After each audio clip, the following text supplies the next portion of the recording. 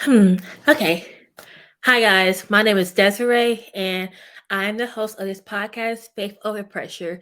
And thank you for tuning in. So, thank you for your continued support. If it's the last video, but if not, please make sure you go and check that out. Um, the last episode was my first episode, and it was about who is Jesus.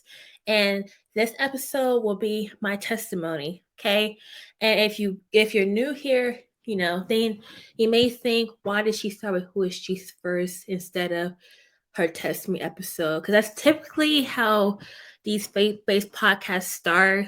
They tell the testimony first, but then if you've been following me, then you would have known already. Then the reason I chose to say who is Jesus first, then my testimony, because in my opinion, I feel like if I tell you who Jesus is first, with biblical context, of course, then I tell you my testimony, then I feel like it will show you how good he really is, especially if you're new to the faith or if you just didn't know. But anyway, let's get into it. So, like I said, my name is Desiree. I am 26 and I'm, live in Ohio. Okay, it's that's the basics you really need to know.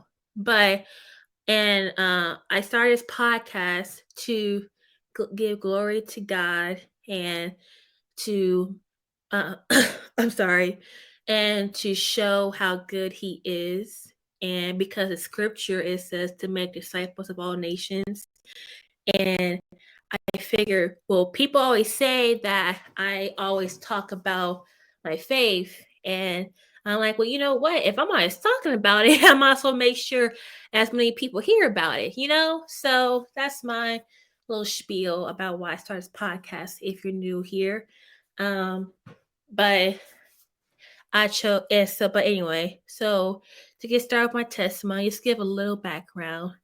So, typical, I grew up in a Christian home, air quotes, if you're listening.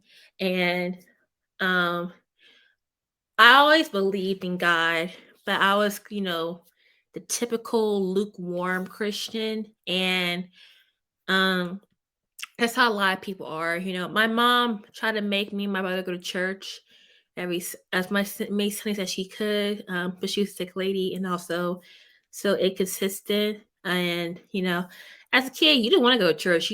Me personally, I just wanted to stay home and sleep because I was tired. I was tired of school all week, so I just wanted to sleep in on Sunday. But so my mom made me and my brother go, and she tried to instill faithfulness. And now, I mean, we do believe, but it wasn't like on fire, and there and as what true believers realize, there is no such thing as lukewarm. Either you are on fire for him or you do not know him. But that can be a different topic for a different day. However, so I grew up my entire life, yes, believing he exists, but not wanting to follow his word, didn't really care. He was, I used him like a genie. Like if I really wanted something, I'm like, please, God, I'm praying to you to do this, to do that. And it was like the emergency relationship. And that's how most of us are, whether we want to or not. So, and I was always used that when I felt like my family was going through financial hard times. And my mom was a sick lady, as I said before. She had cancer twice. First time when I was younger, she had breast cancer. Luckily, she survived that. And then, but like 2 years ago, unfortunately, she got lung cancer and she didn't make it. So um, I wear her around my neck. I've been doing it ever since I got this necklace. But anyway, so I mainly grew up in a one income household.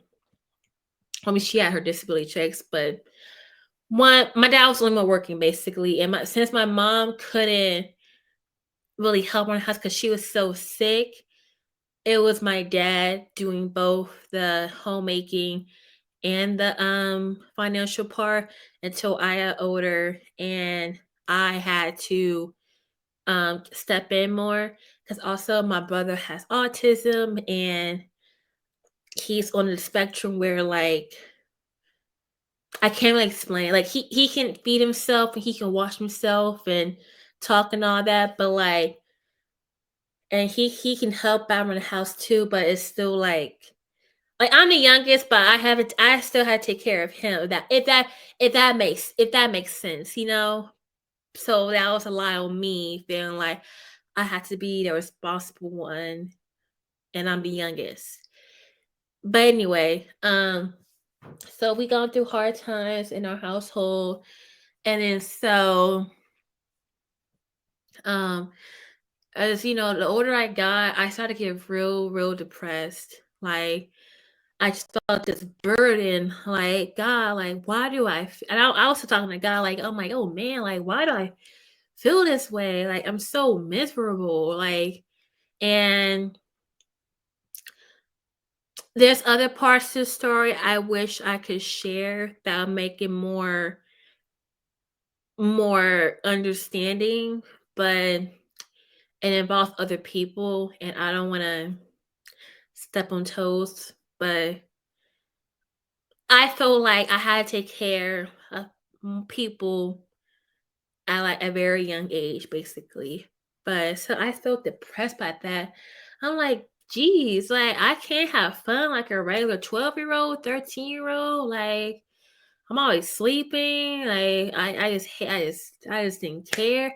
Also, you know, around the age, well, even before that age for me, I started to like boys, but like no boy ever wanted me.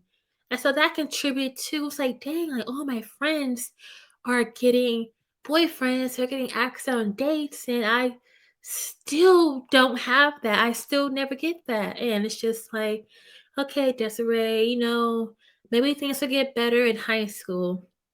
No, still the same. I was depressed, I felt like I had to take care of people, felt like I couldn't be a carefree teenager like other people I see could.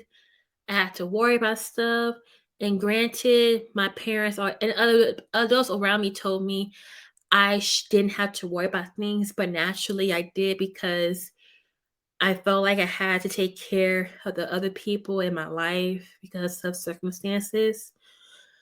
So I felt like this burden is on me, and I still kind of do to this day, honestly, but it's gotten better.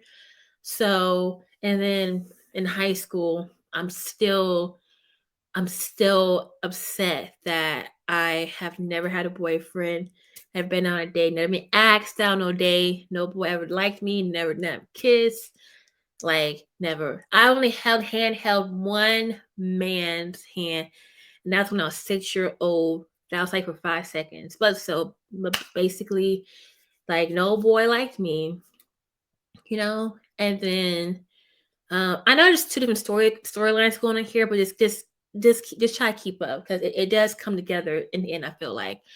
So um during high school, I did get a air quote boyfriend for 2 days. And the reason why it was so called an air quote boyfriend for 2 days was because he was gay. He was gay. He told me he was gay. And what's worse, he broke up with me in front of people and I got made fun of. So imagine that happening to you as a 16-year-old girl in high school and you get broken up in front of other students. And then people are saying your pain is not valid because he's the one going through something. And I get that. But that right there is one of the points where I felt like, wow, I really have no reason to feel bad and sad. So the fact that I am feeling bad and sad about not just this situation, but other situations in general, it's just like I felt like my pain and grief about things isn't valid, which kind of made it worse in my opinion, right? And also also another reason why I say an air quote boyfriend was because we literally just said we was dating, right? But we never even held hands, never kissed, never hugged. We barely spoke to each other. Like what like what? Anyway, so but we moved past that situation, became friends again. So yeah, so and then fast forward senior prom. I I was about to not go because I felt like I was not gonna have a good time. And truth be told, I did not because I got dressed up, but like I couldn't find a group of friends to go with because everyone I knew had the either already established cliques or they had their own relationships. So I found people at the last minute that kind of took pity and like took them with me. But at the dance, I tried to dance, with my friends, single friends. I didn't have none really. And I felt like no one wanted me there. Like no one asked me to dance. No one, like even the friend group I with, it was like we wasn't even close. I just felt like they just took me because like out of pity. So it was also that into the sense of not belonging somewhere. And whether that's the enemy tricking you, whether that's reality situation that was playing heavily in my mind. And that's played a lot in my mind recently, situations about how I don't belong somewhere. But yeah, so fast forward, I go to college, 3.5 hours away. And in at this point, my parents are separated. So I have, I'm worried now that, I'm worried about my mom because at this point she's still alive. I'm worried about my mom, about being her by herself because she's having health problems again because she was falling and she's losing control behind the wheel, like, and all that. And I was worried about her. And I know my dad would come and check on her here and there, but at the same time, if you're separate, it's not your responsibility, you know. So, I worried about her when I left for college, and when she would call me late at night, it'll like give me panic attacks, even though she just want to talk to someone. But I also give me panic attacks, so that's add on to the grief. And so during college, while I'm thinking about that, I start to get depressed again, to a point where I start to self harm, and to a point where I'm slitting my wrist and hitting my head. Now, and back then, I used to hit my head, like bang on my head, when I was frustrated in middle school and high school, like mad at myself. I didn't realize that was considered self abuse until later on. I thought it was like cutting yourself and burning yourself, but no, apparently I was doing that ever since middle school. But in college, I was doing that in the addition to cutting my wrist and um having to get on medication for it and getting so upset with myself, all because I felt like I messed up so bad. Like I remember this time where I I slit my wrist all because my friend told me she didn't like what I said. And she wasn't mad at me and she didn't hold no grudge against me. She just said, "Hey, Desiree, I would appreciate if you don't say that no more." She said real nice and calm and whatnot, but I felt so upset with myself. Like I'm such a failure that I felt like I had to punch myself for it. And oh, sorry, sorry. I'm kind of skipping all over the place. Little backtrack. When I went into college, I joined a Christian group, and that's how I started getting into my faith, and so that's where I met all my friends. So it happened in this Christian group where this girl said nicely that, "Hey, I please don't say that to her no more." And I took it to heart so bad that I felt I needed to um, punish myself. So, but yeah, so that started happening, and then when my family started to know what's going on, they said, "Oh, Desiree, you just miss home." I'm telling them that's not the reason why I'm doing this. Yeah, I mean, yeah, I am missing home, but like that's not why I'm doing this. Like that's not a trigger for me, you know? And I understand they're just trying to make me feel better, but it's just like again, like you're not understanding my grief, you know? So, but so that was going on for a little bit, on and off for like years actually. And I think the first time I started to cut my wrist, I was either 19 or 20. And yeah, um, I don't want to get into the gory details, but yeah. So that was happening. And then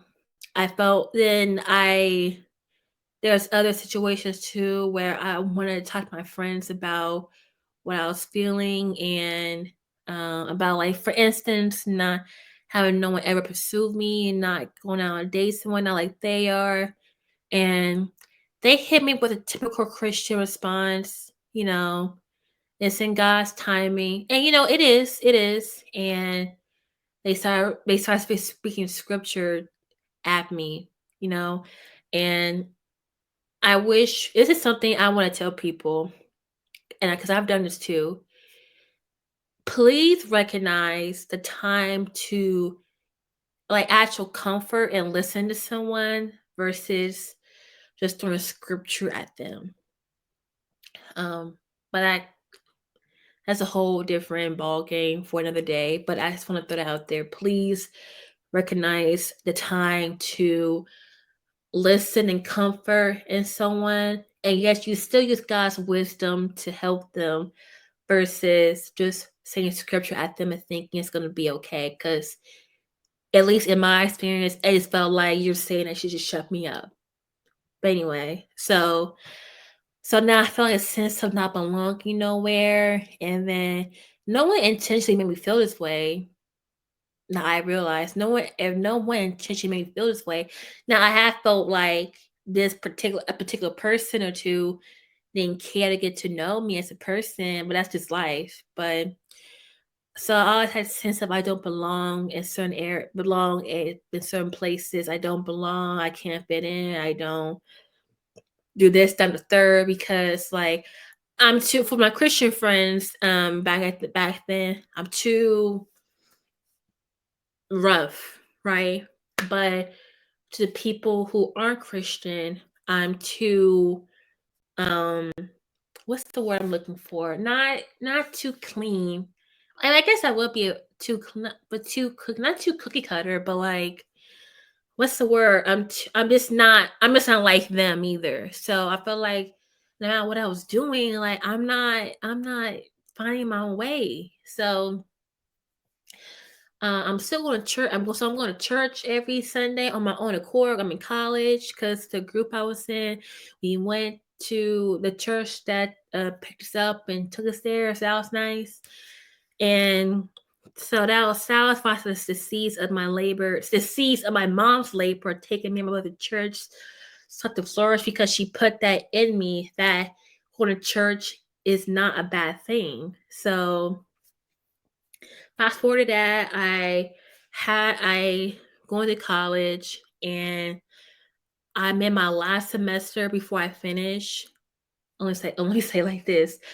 I'm in my last semester that I'm supposed to finish, but financial aid messed up. Therefore, I cannot finish my last year of college. So I was forced to come back home and work a dead end job.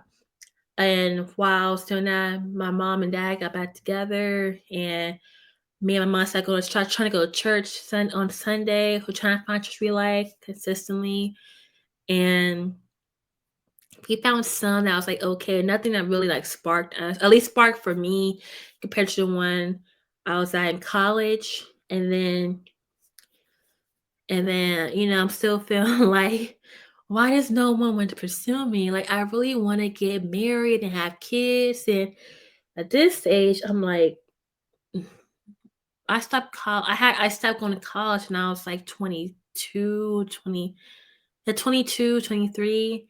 No, it would have been it would have been 22. Yeah. So because my mom died when I was 24. Yeah, so it was 22. It was 21 or 22. So I crashed out so bad that I had to go to the ER and be in the mental health room. And keep in mind, this is this place where I work at, so people know me. So yeah, and I still work there too, part time at that same hospital that I crashed out at, and people know me and recognize what happened. So that's still a struggle for me, if I'm being honest. But yeah, so that's going on. Like, so I crashed out so bad that I had to be taken to the mental health hospital for 3 days. And at that time, my mom was diagnosed with lung cancer. Actually, no, let me take that back. She was diagnosed with lung cancer like 2 or 3 months ago. I didn't find out about it until like maybe a week or two before that happened, because no one wanted to tell me. So that just added fuel to the fire because they felt like I couldn't handle it. But I was trying to explain to them, it doesn't matter now. Obviously, my mom's gone, but I was trying to explain to them, me finding out the way I did was not okay. So, but that happened. So my mom was diagnosed with lung cancer again, and that situation was happening too. So I was really going through it, and yeah, and so that happened in like,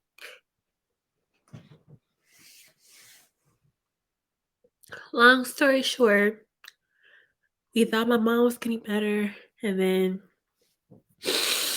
April 2023 she passed.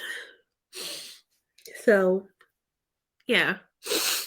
But anyway, life goes on. So unfortunately, me and my dad had to move in with my grandma, because we could not afford to um pay rent because he stopped working to take care of her in her like final months. We didn't know it was the final months, but he stopped to take care of her and all that. So we moved in with my grandma, and it was an adjustment to say the least, but I'm still grateful that my grandma let us stay with her. So yeah. So fast forward. Um December 2023, I have a kid. And like 2 days before Christmas, someone tried to steal my Kia outside my grandma's house. Luckily, the neighbor 2 doors down from me um caught caught them and screamed at them and scared them away. So luckily, the only thing was I had a broken window, and that's better than having a missing car. So I'm grateful for that. So the next day, me and my dad went over to the neighbor and saw what happened. He didn't see much because it was dark. But then um, his son came in, and it was wow. It was wow. For me, it was wow. Like, I mean, like, yeah, it's just attraction, but it's like, wow, okay, wow, he's cute. So, I, I, we introduced ourselves to each other, and he asked to walk over to my car with me to see what happened. No, I don't know why, but um, he told me his name, and then like 2 months later, I found him on Instagram, and I followed him and all that, and we started DMing each other, and we started talking to each other platonically, and when we met in person again in March, In my mind, I'm thinking we're talking romantically, but no, it's platonically, and that's another issue I have too. I'm thinking people are talking to me romantically, but no, it's just platonic, whatnot. That's another thing that happened. So, but we was talking, hanging out as friends, whatnot. And he said he wasn't looking for nothing. I'm like, okay, cool. He said be friends. And he's like, okay, sure. Months go by. We start talking. I started hanging out at his house at all hours of the night. However, nothing happened. And then I started to get mixed signals from him. You told me you didn't want me, but you're sending me mixed signals. Like you're touching me on my back. You're making comments about my backside. And you asked if we could kiss. So, sir, that's confusing. If you to say the least, that's confusing. Um, Again, I don't want to spend too much time on that part because that involves another person's story. I cannot get into much. However, that was feeding the part of me of a guy not wanting to talk to me. And so I felt like even though it's platonic, so-called platonic, it was like, wow, I think I'm turning him around. And I think maybe he might actually like me now. No, no, no, because something happened in June or July 2024.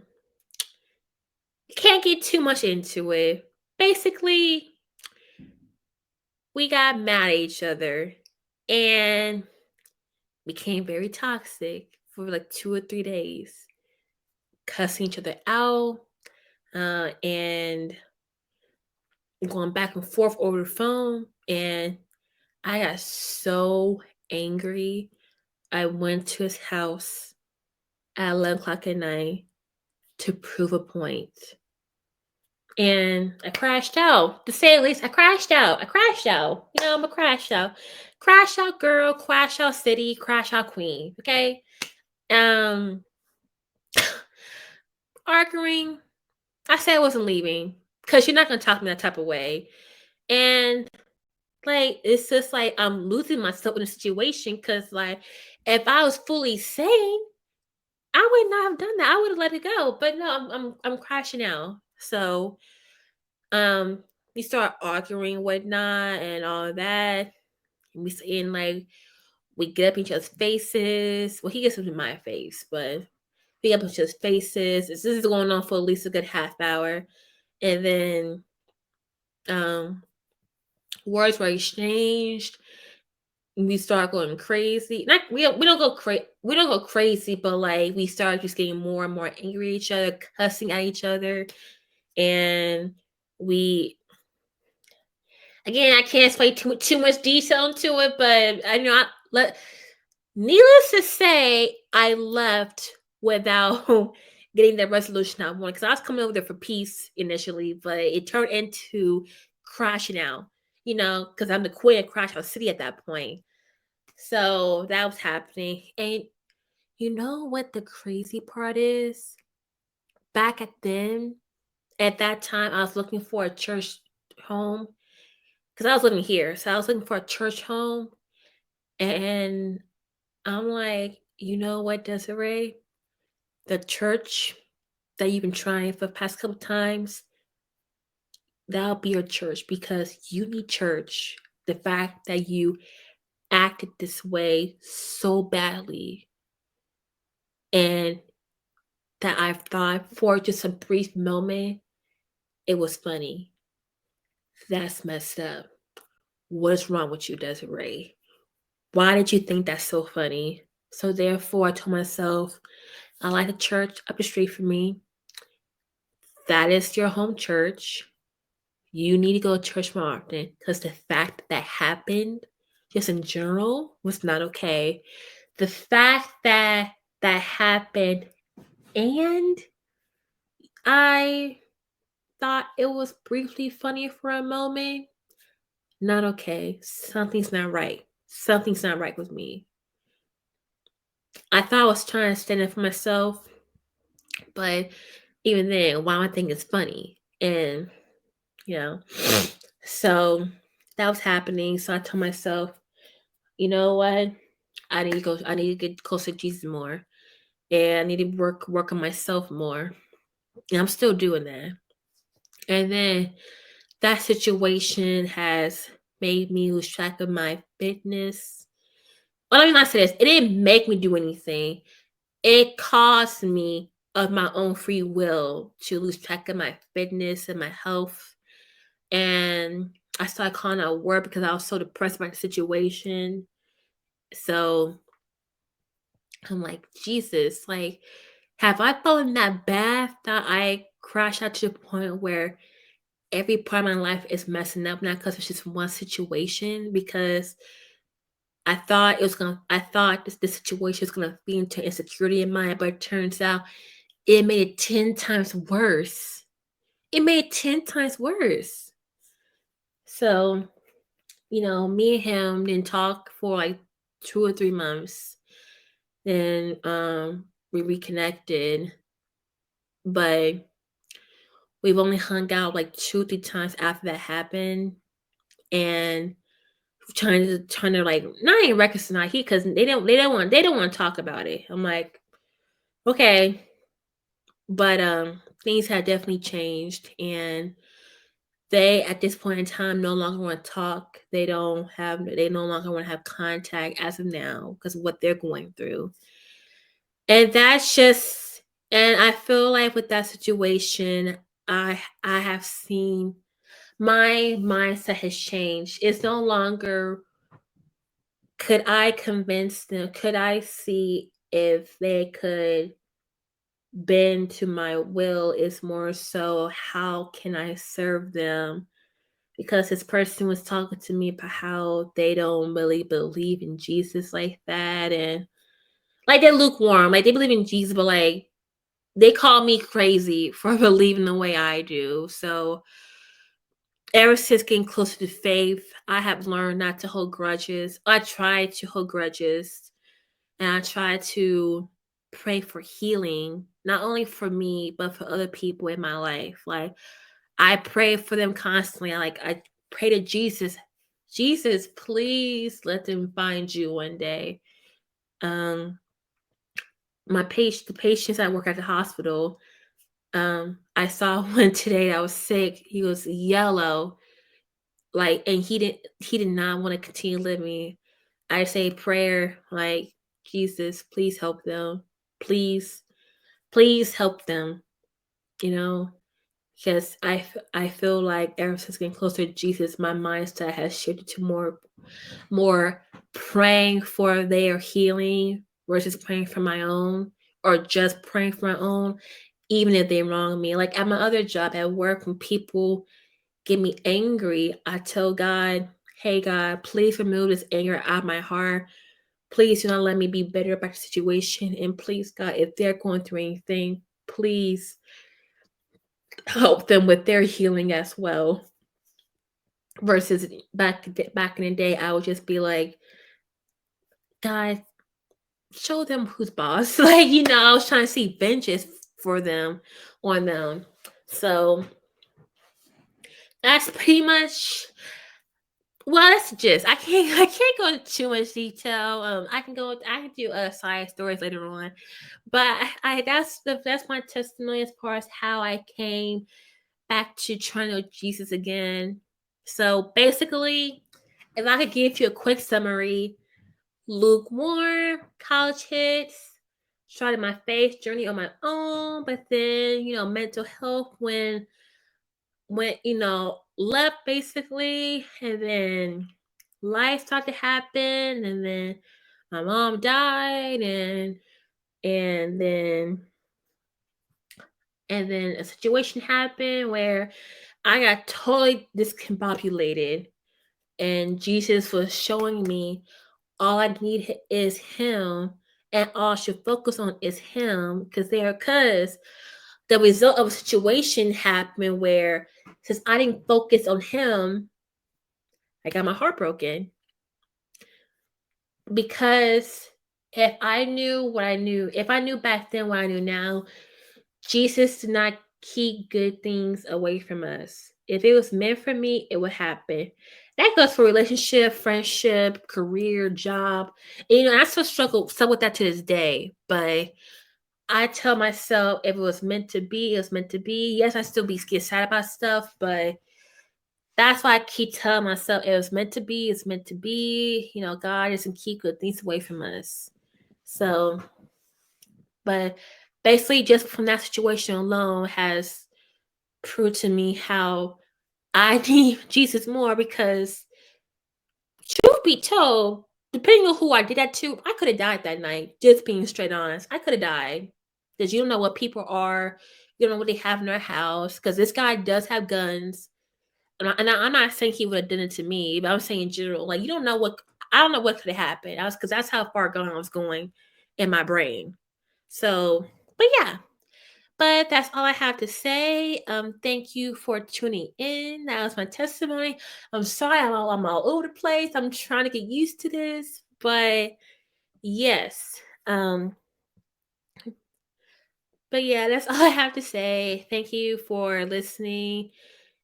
Just give me more topics with what you want to listen to also. And I'm trying to be more consistent. I have some technical issues because this is supposed to be out Friday. So if everything goes correctly, you might get 2 episodes in 1 week because I'm trying to be consistent.